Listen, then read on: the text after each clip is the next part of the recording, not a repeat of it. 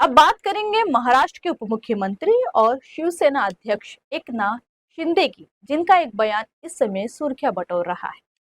हाल ही में अमरावती में आयोजित एक समारोह में उन्होंने चुटकीले अंदाज में यह दावा किया कि पिछली महायुति सरकार में जब विकास का विमान उड़ान पर था, तब वो उसके पायलट थे और देवेंद्र फडणवीस और अजित पवार सह पायलट थे।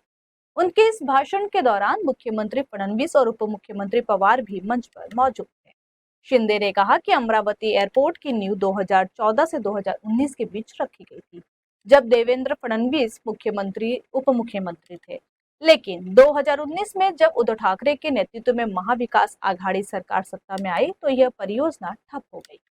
उन्होंने दावा किया कि 2022 में जब जनता की सरकार यानी महायुति दोबारा सत्ता में आई, तो रुके हुए कार्यों को फिर गति मिली और हवाई अड्डे का निर्माण तेजी से किया गया।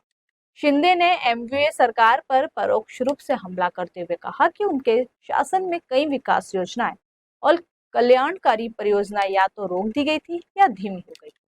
उन्होंने जोर देते हुए कहा, जब विकास की गति फिर से शुरू हुई, तब मैं विमान का पायलट था और फडणवीस और पवार सह पायलट।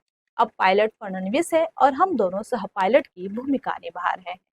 हालांकि पायलट बदले हैं, लेकिन विमान वही है और उड़ान की दिशा भी वही है।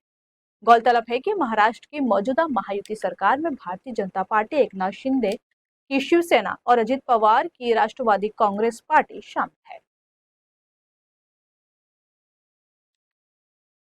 फिलहाल के लिए इतना ही। इसी तरह के ताजा तरीन खबरों के लिए जुड़े रहिए N24 न्यूज से। साथ ही N24 न्यूज के social media platform YouTube, Instagram और फेसबुक को लाइक, सब्सक्राइब और शेयर करना ना भूलें।